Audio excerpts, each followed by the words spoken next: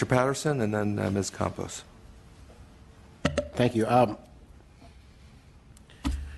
going to have to vote no on the proposal for a variety of reasons, and I'm not going to reiterate all of them, but I just want to call attention to the fact that I think this is worse than the governor's proposal. It, at best, eliminates maybe a range of from 1 to 2 metric tons at a cost of $1 billion. And so what we have in front of us is in exchange for taking $1 billion out of the economy at ratepayers' expense, we're going to be funding apparently, well, I'm going to call them ill-conceived plans by government, which will lead to what looks like the state will meet slightly more than 1/2 of 1% of the state's emission reduction goals. This is seeming to me a huge price tag for a limited amount of reduction.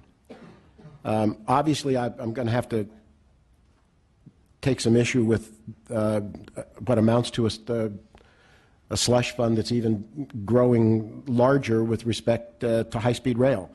I mean, we're authorizing to borrow up to $20 billion of railroad rehabilitation and improvement financing. In addition, up to $20 billion in lease revenue bond authority, even at a time when the High-Speed Rail Authority is trying to make a case that it can show cause why it should not be disallowed from dipping into the Prop 1A funds. So to me, this looks like it's sort of a backdoor methodology to get around some really serious issues that are in the public domain and are, in fact, in the courts. Let me just suggest something else. I actually have to take some objection to the idea that the use of the cap and trade revenue for repayment of either of those finance mechanisms for high-speed rail will be determined by meeting, assuming to meet, the criteria designated by the Strategic Growth Council, a body appointed by the governor and, in my judgment, works for the governor. And so to suggest that the Strategic Growth Council may have difficulty in finding the nexus between spending all of the cap and trade on high-speed rail and trying to justify it with respect to the greenhouse gas emission reductions that are supposed to,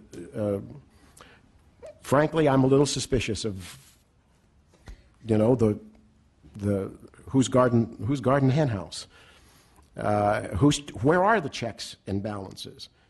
And I just want to finally, this does absolutely ignore the LAO's concerns that taking this kind of money out of the economy without benefiting ratepayers or by offsetting significant amounts of greenhouse gas with the increased energy costs that are associated with this.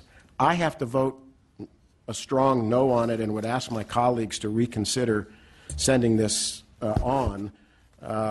This is worse than the governor's plan.